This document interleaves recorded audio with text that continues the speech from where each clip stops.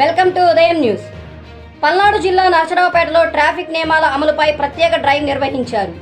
B Krishnarao ఆదేశాల మేరకు DSP incharge Hanumantharao ఆధ్వర్యంలో నరసరావుపేట పట్టణ 1 టౌన్ 2 టౌన్ రూరల్ మరియు ట్రాఫిక్ పోలీసులు సంయుక్తంగా తనిఖీలు చేపట్టారు. ఈ సందర్భంగా హెల్మెట్ ధరించకుండా వాహనాలు నడిపిన వారికి ఫైన్లు విధించారు. ద్విచక్ర వాహనదారులు తప్పనిసరిగా హెల్మెట్ ధరించాలని పోలీసులు సూచించారు. పట్టణంలోని శివుడు బొమ్మ సెంటర్, గడియారం సెంటర్, స్టేషన్ రోడ్డు ప్రాంతాల్లో ఈ తనిఖీలు నిర్వహించారు. ట్రాఫిక్ నియమాలను పాటించడం ద్వారా ప్రమాదాలను తగ్గించుకోవచ్చని అధికారులు ప్రజలకు విజ్ఞప్తి చేశారు. అందరికీ నమస్కారం.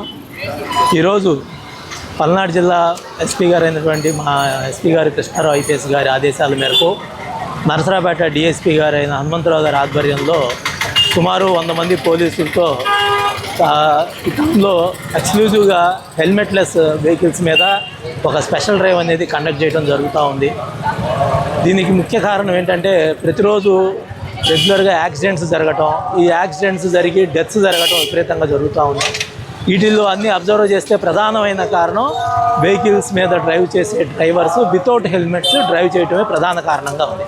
సో అటువంటి వాళ్ళలో అవేర్నెస్ కలిపియాలి అనే ఒక ముఖ్య ఉద్దేశంతో ఈరోజు మా డిఎస్పీ గారి ఆధ్వర్యంలో మేము 100 మంది కలిసి ఈ ఆర్యూబీ సెంటర్ నుంచి క్లాక్ టవరు ఫస్ట్ గేట్ వరకు గ్రూప్స్గా విడిపోయి అందరం కూడా ఎక్స్క్లూజివ్గా ఈ హెల్మెట్లెస్ వెహికల్స్ మీద స్పెషల్ డ్రైవ్ అనేది చేస్తున్నాం.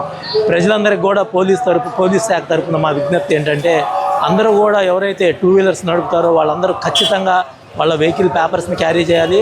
అదే మాదిరిగా హెల్మెట్ అనేది మ్యాండేటరీగా, ఎలాగైతే మనకి సెల్ ఫోన్ లేకుండా ఇంట్లో నుంచి బయటికి రావట్లేదో అదే మాదిరి ఖచ్చితంగా బైక్ మీద వచ్చేవాళ్ళు హెల్మెట్తోనే రావాలనేది, ఆ విధంగా వస్తే ఈ యాక్సిడెంట్స్ అనేవి తగ్గుముఖం పడతాయని పోలీస్ శాఖ తరఫున ప్రజలందరికీ మా విజ్ఞప్తి.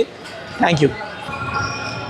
బోత్ ఈ అవేర్నెస్లో భాగంగా అవేర్నెస్ చేస్తున్నాము, అట్ ది సేమ్ టైము ఉండి కూడా క్యారీ చేయకుండా నిర్లక్ష్యంగా వస్తున్న వాళ్ళందరి మీద కూడా ఈ చలాన్స్ వేసి ఫైన్లు వేస్తున్నాం ఫస్ట్ టైం కాబట్టి.